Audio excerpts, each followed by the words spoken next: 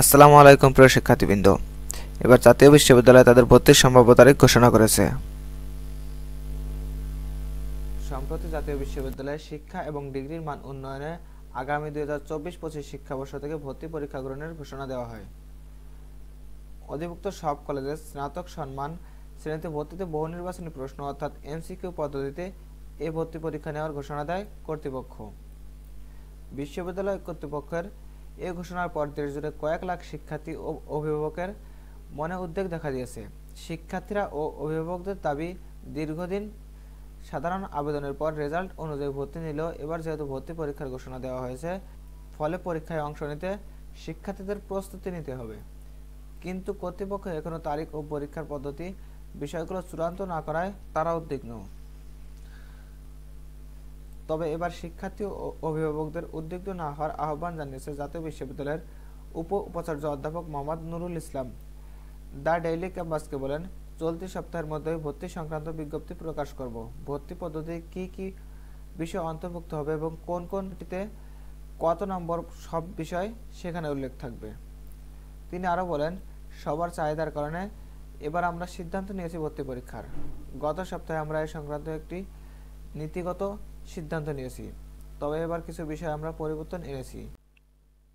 সরকারি বিশ্ববিদ্যালয়গুলোতে শিক্ষার্থীরা যেমন বিজ্ঞান বিভাগে পড়লেও মানবিক কিংবা ব্যবসায় অনুষদে পরীক্ষা দিয়ে ভর্তি হতে পারে, শিক্ষার্থীদের কথা বিবেচনা করে জাতীয় বিশ্ববিদ্যালয়ে এবার সেরকম সুযোগ থাকছে।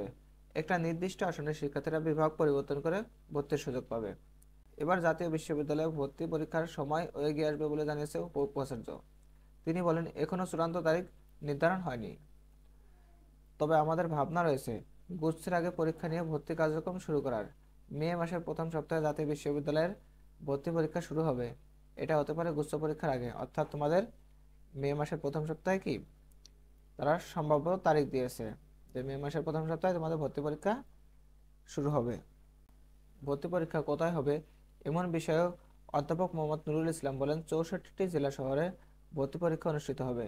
শিক্ষার্থীদের যাতে কোনো বিড়ম্বনা না হয়, তার নিজের জেলা শহরে এসে পরীক্ষায় অংশ নিতে পারবে। প্রসঙ্গত, এর আগে 2014-15 শিক্ষাবর্ষ পর্যন্ত বিশ্ববিদ্যালয়টি ভর্তি পরীক্ষার মাধ্যমে শিক্ষার্থী ভর্তি নিত। তবে 2015-16 শিক্ষাবর্ষ থেকে জাতীয় বিশ্ববিদ্যালয় প্রথমবারের মতো জিপিএর ভিত্তিতে অধিভুক্ত কলেজগুলোতে শিক্ষার্থী ভর্তি শুরু করে। এতে প্রথম বর্ষ ভর্তি পরীক্ষার পরিবর্তে এসএসসি ও এইচএসসি ফলের ভিত্তিতে শিক্ষার্থী ভর্তি শুরু হয়। এর আগে অন্যান্য পাবলিক বিশ্ববিদ্যালয়ের মতো ভর্তি পরীক্ষার মাধ্যমে শিক্ষার্থী ভর্তি করা হতো জাতীয় বিশ্ববিদ্যালয়ে, অর্থাৎ তোমাদের মে মাসের প্রথম সপ্তাহে জাতীয় বিশ্ববিদ্যালয়ে তারা পরীক্ষা নেওয়ার একটা বন্দোবস্ত করেছে।